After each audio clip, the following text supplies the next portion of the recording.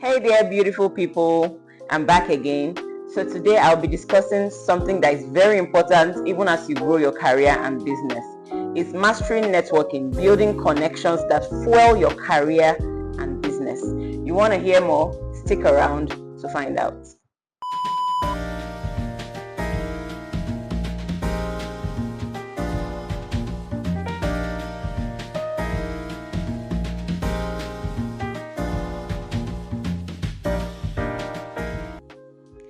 Your network is your net worth. I know that you've heard this phrase times without number, but I want to explain what it actually means. When people say your network is your net worth, it means that the people that you have around you or within your circle of influence are actually the people that will enable you drive quality towards whatever it is that you are trying to pursue. And I'll explain. If you are not a doctor, I don't expect you to have a lot of doctors within your circle of influence, right?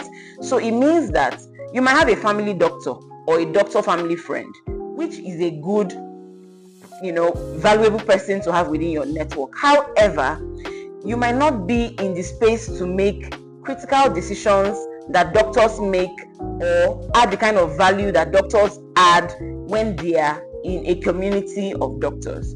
So it will be difficult for you to be able to influence a network of doctors because you are not a doctor and you don't belong to that circle.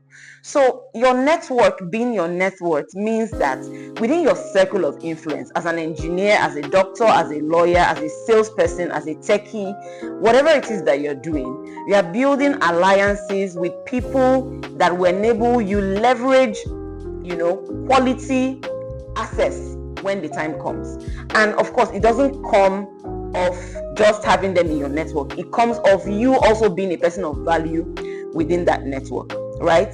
So for your network being your network, you need to focus on quality over quantity.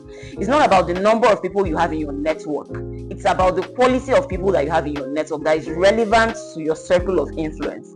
So if you are a policy maker or you are a social worker who wants to drive certain policies within the economy, you want to have more people that are into social initiatives, social work, community engagement within your network.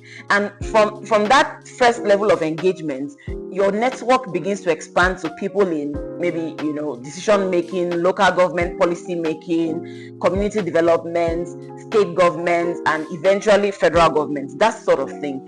But the progression has to be from your own circle of influence.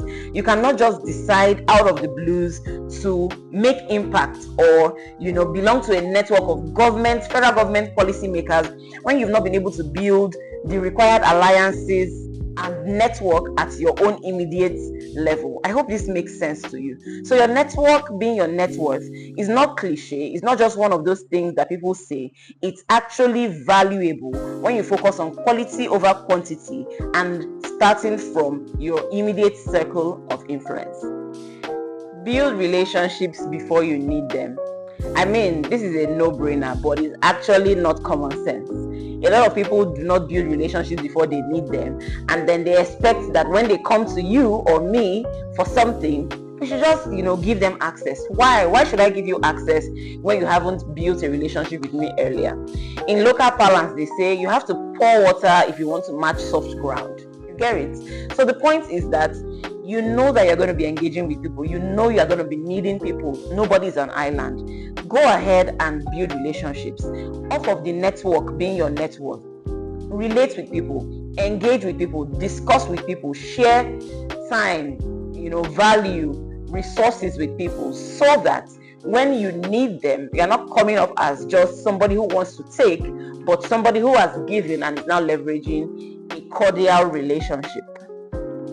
The power of the right room. Now you've been able to network, you are giving value, you attend events, you are deliberately putting yourself out there, because who is going to network from their closet anyway? Not you. You're putting yourself out there. But you must recognize that it's your responsibility to ensure that the rooms that you step into are the rooms that are made for you. Not all rooms are created equal, right? And it doesn't mean that you must be in the biggest rooms. So for example, if Otedola or Dangote, for those of you that know them, are not within your circle of influence, then that's it. They are not.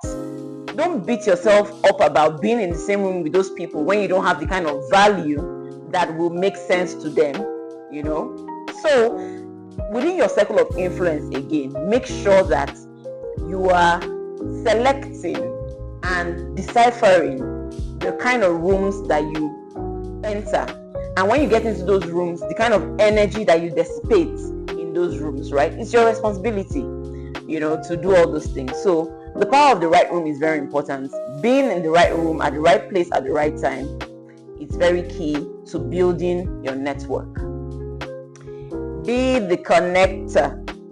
Now, what's networking? If people cannot remember that you are the one who made this lasting impression in their lives, either by introducing them to someone or to something or to some value. So for every opportunity you get to share your value, to connect people, leverage it. Be the connector.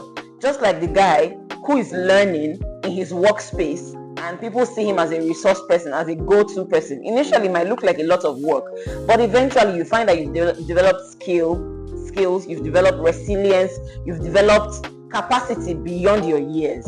Be the connector. Don't just go to a networking event or a networking space and think, oh, I'm going to give value and then I'm going to get value. No, also think, I might not give value or get value, but I will connect people to the value that will change their lives. That way, you are taking charge of your networking and the community begins to miss you when you are not there. Follow up is the game changer.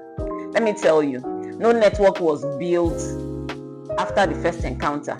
It takes leaving a lasting impression, and that lasting impression sometimes cannot be left in the first instance, but with continuous follow-up, intentional follow-up, right? So for example, you go to an event and you meet with somebody who is interested in your product or who you would like to contribute to what you're building. You don't say, oh, I've exchanged my cards, I've exchanged my LinkedIn handle, my social media handle, and, we'll connect from there. Be deliberate about your follow-up. Send them a message to say, hey, I was the one who did XYZ at the last meeting, and I'm following up because I want us to pick up from where we stopped, right?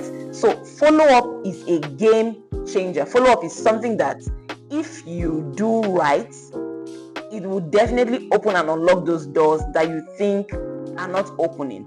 But sometimes we don't just take it to the next level, and you must not get tired of following up. And I know that sometimes you follow up with people and then they eventually don't give us the listening ear or the room that we want. It's fine. It's practice. For the many yeses you get, there must be 1,000 no's. So just get ready to get those no's, but it shouldn't stop you from following up. Leverage digital networking, right? Because after you have followed up with somebody personally, even if they are not ready to work with you at that instance, or to do business with you, or to share in the value that you have to offer at that instance, the fact that you are constantly in their digital radar reminds them of your value. So whenever they need you, you are not far away, right? It's like in advertising when they say top of mind. So you've networked, you've engaged, you've gotten their contact, you've exchanged contacts, you now know that you have value to offer each other, and then you've sent them a follow-up message and now they're not responding. It's fine. It doesn't happen overnight. But because you are within their digital radar, and this is where leveraging digital networking comes to play, they remember that you are there offering this value. So whenever they need the value, you become top of mind and then they can reach out. So leverage digital networking, very important. Be authentic.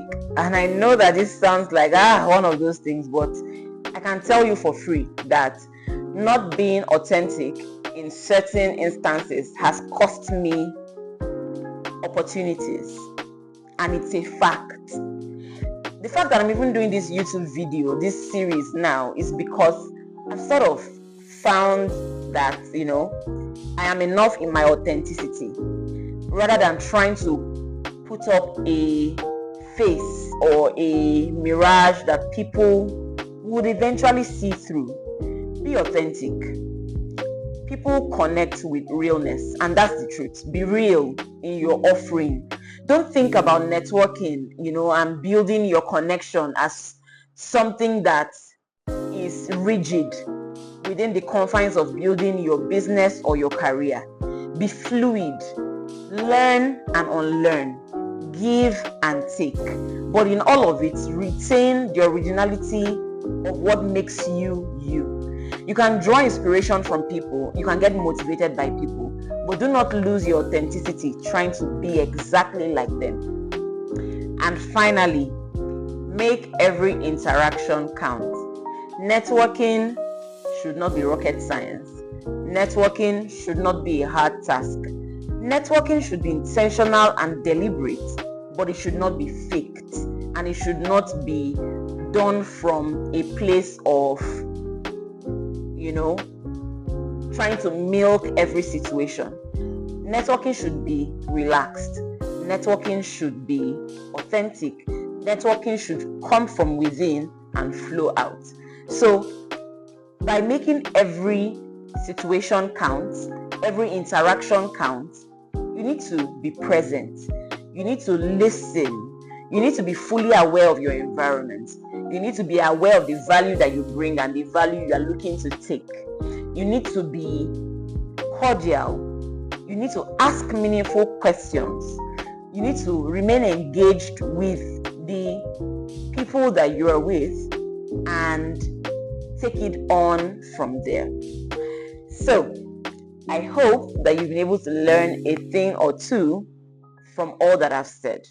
And the truth is, there's so much more that can be learned within the sphere of networking to build your career, to build your business, to build your connections. I'll see you in the next video. I hope you found this helpful. Your Tech Big Sis, signing out.